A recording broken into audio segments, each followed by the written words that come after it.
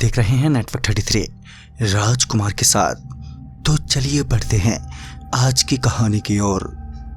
रात के यहीं कोई 1:45 बजे के करीब मेरी नज़र हाईवे के किनारे चल रहे एक आदमी पर पड़ी जो बड़े ही धीरे धीरे आगे बढ़ रहा था। शायद वो काफ़ी थका हुआ था। मैंने ट्रक उसके करीब ले जाते हुए आवाज़ दी, अरे भैया बोलो तो आगे तक छोड़ दूं? मेरी बात सुनते ही वो आदमी बड़ी ही धीरी आवाज़ में बोला, वो बेलमपुर तक ही जाना है।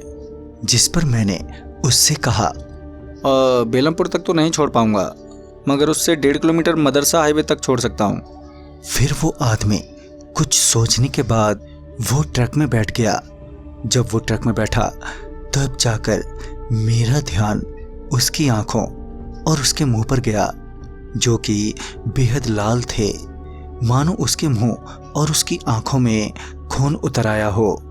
मैं भी एक पल को ये सोचने पर मजबूर हो गया कि कहीं कोई गलती तो नहीं कर दी बिठा के। खैर अब कुछ किया भी नहीं जा सकता था, लिहाजा मैंने चुपचाप ट्रक स्टार्ट की और वहाँ से चल दिया। आमतौर पर जब दो लोग होते हैं तो यहाँ वहाँ की बातें छिड़ ही जाती हैं, मगर उस वक्त ना तो मेरी हिम्मत हो पा रही थी कुछ पूछने की और ना ही वो आदमी कुछ बताने के मूड में नजर आ रहा था। अब मुझे सफ़र में डर वाली खामोशी महसूस हो रही थी। मैंने ट्रक की स्पीड भी बढ़ा दी थी ताकि जल्द से जल्द मदरसा हाईवे पहुंच सकूं, मगर अभी मदरसा हाईवे काफ़ी दूर था। तभी ट्रक के पीछे से बहुत सारे बच्चों की चिल्लाने की आवाज़ें आने लगी।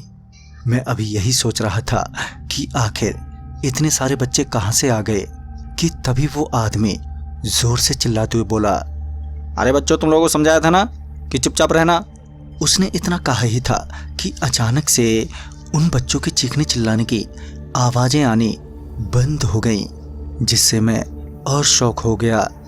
मैं अभी अपनी बेकाबू दिल की धड़कनों को संभालने की कोशिश ही कर रहा था कि उस आदमी ने अचानक ही मेरा हाथ पकड़ते हुए ट्रक रोकने को कहा, जिस वजह से मैं हड़बड़ा गया और हड़बड़ाहट में गाड़ी सड़क से नीचे उतर गई। मगर गनीमत थी कि कोई बड़ा हादसा नहीं हुआ।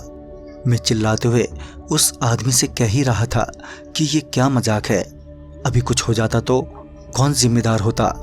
मैंने इतना कहा ही था कि मैंने देखा कि वो आदमी ट्रक से नीचे उतरकर पीछे की तरफ चीखता हुआ भागे जा रहा है। उस आदमी को दूर जाते देख मुझे खुशी हो रही थी।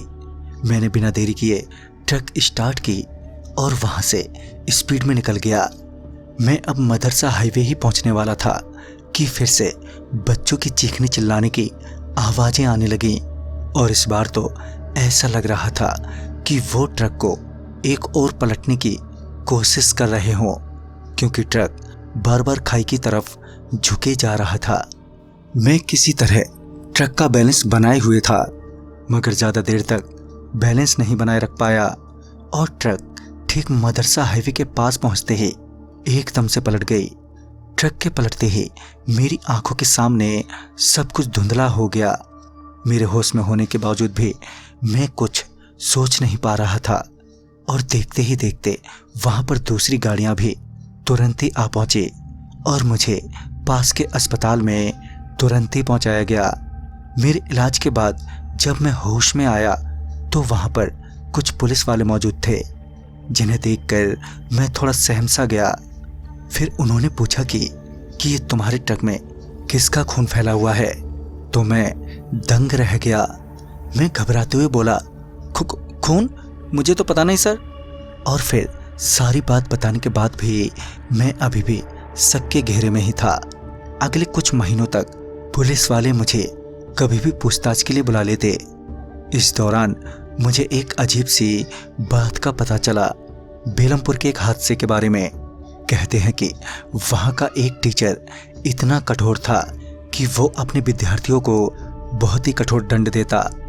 एक बार तो उसने अपने सभी स्टूडेंट को बेरहमी से बांधकर विद्यालय के परिसर में बहुत दूर तक घसीटा, जिस वजह से वहाँ के स्थानीय लोगों ने उस टीचर को बहुत मारा।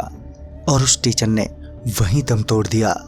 मगर उसके मरने के बाद भी वो सारे विद्यार्थी जो बुरी तरह से जख्मी थे, एक एक कर वो सभी मर गए।